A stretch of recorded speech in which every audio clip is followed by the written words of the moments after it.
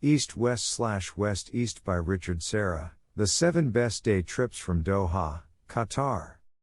It might sound strange to drive for an hour through the desert to see an art installation, but this one is worth it. 4 50-foot steel plates stand in the middle of a bleak, sandy landscape, along an east-west axis.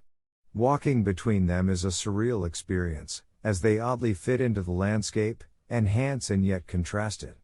The weathered steel is slowly changing color, adding rusty red and gray splashes of color to the desert.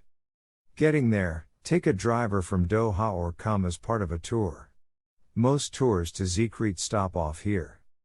Travel tip: the artist says the installation is meant to be walked, so try and walk past all 4 plates, which are spread along a 0.62 mile, 1 kilometer, long axis.